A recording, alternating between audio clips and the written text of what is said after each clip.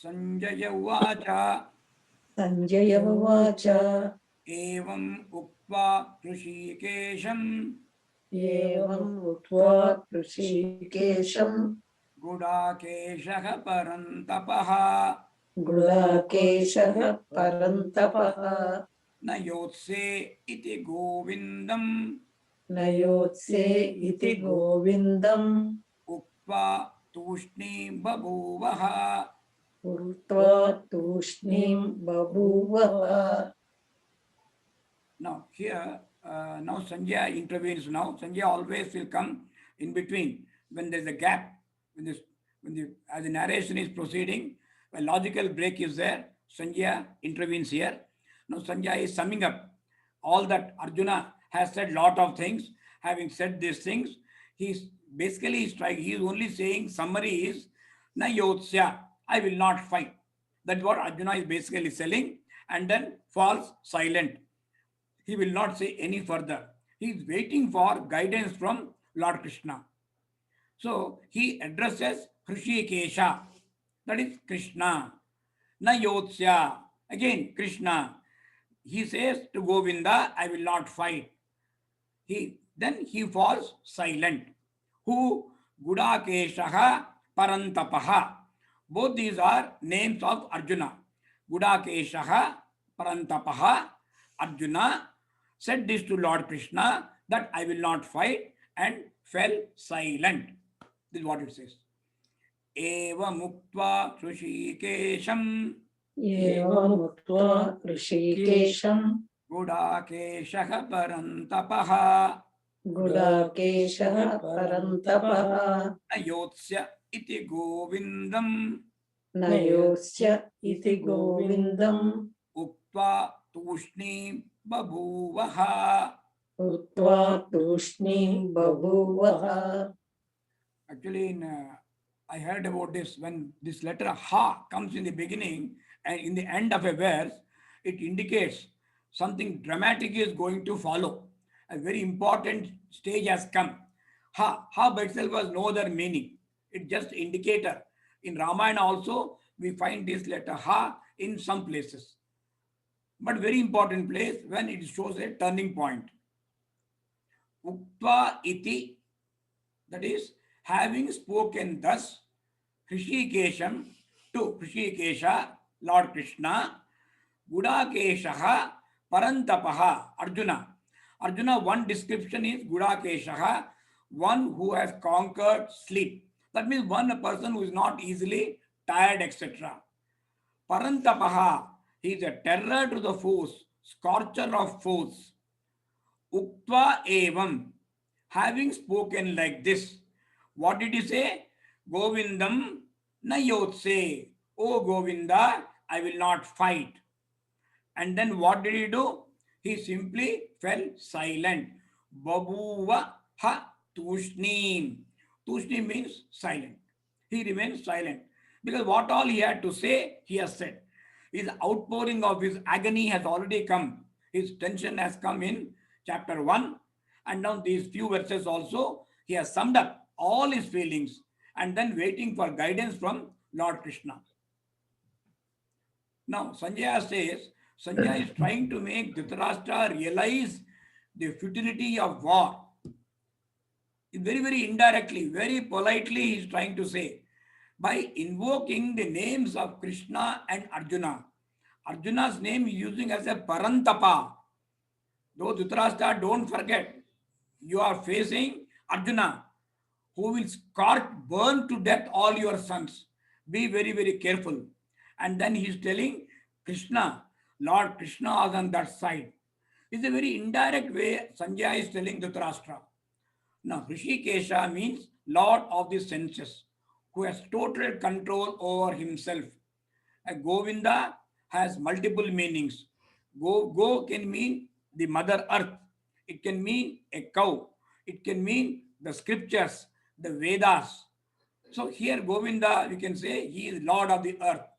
Parantapa is a destroyer, scorcher of the enemies. Gudakesha, conqueror of sleep. That means he is indefeatable. Nobody can defeat him. And he is not susceptible for physical, emotional, intellectual fatigue. Because lest we get an impression from chapter 1 that is a weakling, he is not a weakling. He is extremely powerful, invincible. So this is what Sanjay is telling Dhritarashtra. Don't underestimate Arjuna. Don't make that mistake. Understand what is going to happen. So now a person working for a higher cause remains enthusiastic and full of energy. Krishna stresses on selfless goals. Do your duty. Don't say इसमें मुझे क्या मिलेगा. Don't think of yourself at all. Do what is required. Get over. You overcome your egocentric desires. So this is the philosophy of Gita.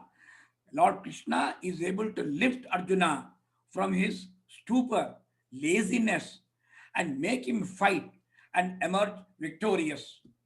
This wisdom of Gita is available to everyone, not only Arjuna.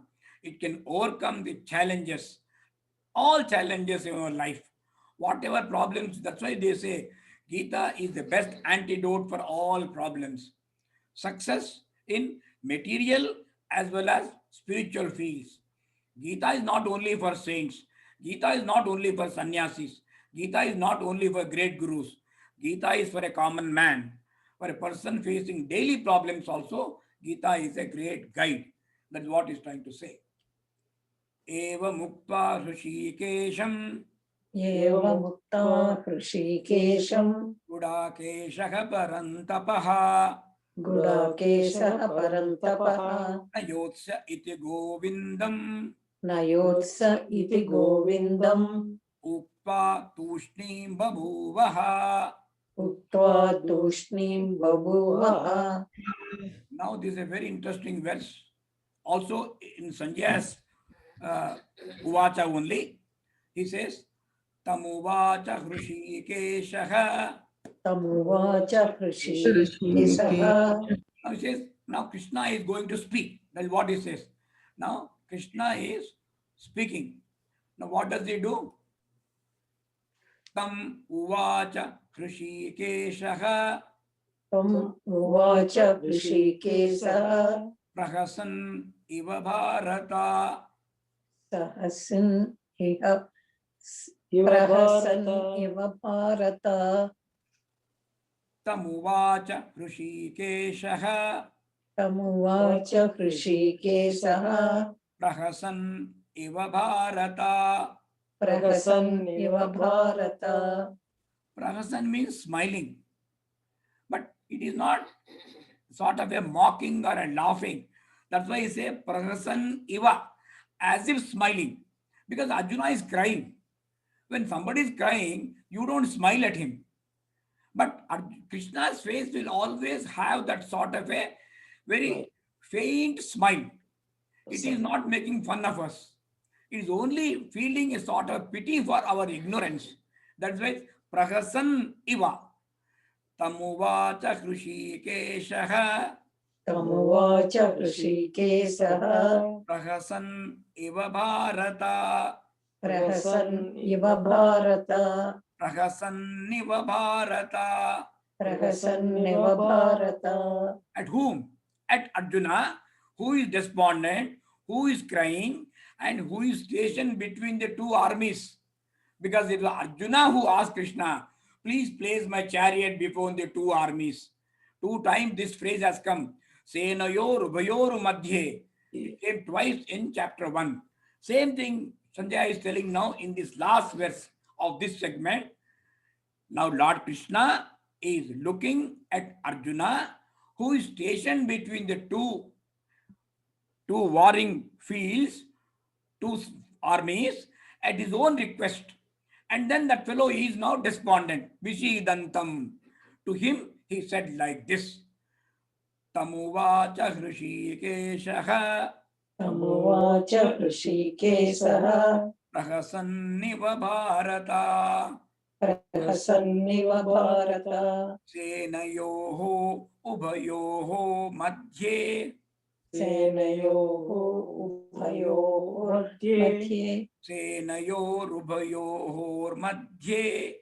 सेनयोरुभयोर्मध्ये विषीदन्तम् इदं वचः विषीदन्तम् इदं वचः विषीदन्तमिदं वचः विषीदन्तमिदं वचः तमुवाच हृषीकेशः तमुवाच ऋषिकेशः प्रहसन्निव भारत प्रहसन्निव भारत सेनयोरुभयोर्मध्ये सेनयोरुभयोर्मध्ये विषीदन्तमिदं वचः विषीदन्तमिदं वचः Bharata. Oh Bharata. Here, Bharata, it can refer to Dhritarashtra. When Sanjay is saying Bharata, it can refer to Dhritarashtra. So he's telling Dhritarashtra, Sri Krishna, Prahasan iva, smiling. No, smiling as it were. Uvacha idam vachaha, spoke these words. Vishidantam tam, to the despondent Arjuna.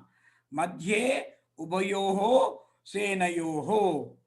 He is telling Dhritarashtra, this conversation, dialogue is not happening in some forest or ashrama or a gurukula. It is happening right between the two armies in the battlefield of Kurukshetra. This is going to decide the fate of your children. Even now, last minute, you can call off the battle. He's trying to tell Dhritarashtra. The two armies represent, now again two armies represent two forces. It is not individuals. Two forces, the good and the bad. One standing for dharma, one standing for adharma. Now Arjuna is a jiva. Arjuna as a jiva surrenders to Krishna, the Paramatma, the supreme intellect. So now now you can see the words here. Ratham. Ratham, the chariot, represents the body. Gandiva represents the instrument by which we can fight the battle. The five horses represent the sense organs. And the ring which is in the hands of Lord Krishna is the one which is the mind, which is pulling us. And the charioteer, who is the charioteer? Lord Krishna, our own pure intellect. Because Krishna is not outside, Krishna is within us. Our own intellect can guide us properly. It can give us divine strength and help us to win over the Kauravas, who represents Adharma. It can mean victory of Pandavas, victory of Dharma. Now, although the former, the Kauravas, are numerically strong, numerically more, 100, again, against the numerically less, small 5 number. Everything is here very meaningful and symbolic. The evil forces are always more. The virtuous forces appear to be few, but they will be very strong. They will be able to win over. This is what it says. Thank you. With this, we will conclude the 10 verses of chapter 2. So next one, we will start with Sri Bhagavan Vacha. The real message of Bhagavad Gita starts from verse 11.